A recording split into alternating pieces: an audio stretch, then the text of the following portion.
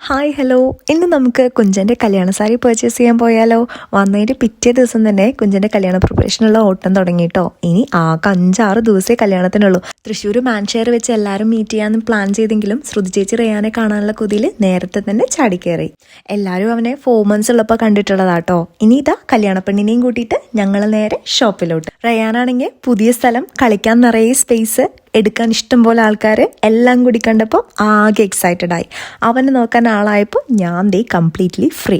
ഒട്ടും വൈകാതെ തന്നെ ദേ കല്യാണ ചെക്കനും ഫാമിലിയും ഞങ്ങളുടെ കൂടെ ജോയിൻ ചെയ്തു കേട്ടോ. ഇനി നേരെ ജയലക്ഷ്മിയിലോട്ട്. നമുക്ക് ശരിക്കും 2 കല്യാണം ഉണ്ട് കേട്ടോ. ഒന്ന് കുഞ്ചൻ്റെ, പിന്നെ കല്യാണ ചെക്കൻ്റെ ബ്രദറിൻ്റെ. അങ്ങനെ 2 പേർക്കുള്ള സാരി വേണം നോക്കാനായിട്ട്.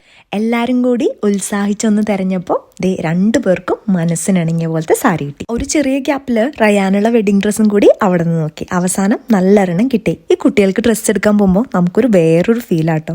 ഇപ്പം സമയം 6 മണി. 7 മണിക്ക് തറവാട്ടമ്പലത്തിൽ പൂജയുള്ളതുകൊണ്ട് പർച്ചേസ് ഓൾമോസ്റ്റ് ഫിനിഷ് ആയപ്പോഴത്തേനും ഞങ്ങൾ അവിടെ നിന്ന് ഇറങ്ങി. പോകുന്ന വഴിക്ക് ഈ ഒരു ഹോട്ടലിൽ കയറി മസാല ദോശയും പൂരിയും കഴിച്ചു. ഇനി നേരെ വീട്ടിലെത്തി കുളിച്ച് അമ്പലത്തിലോട്ട്. ബാക്കിയുള്ള വിശേഷങ്ങൾ തറവാട്ടമ്പലത്തിലെ കാഴ്ചകളും നാളെ. അപ്പോൾ ടാറ്റാ.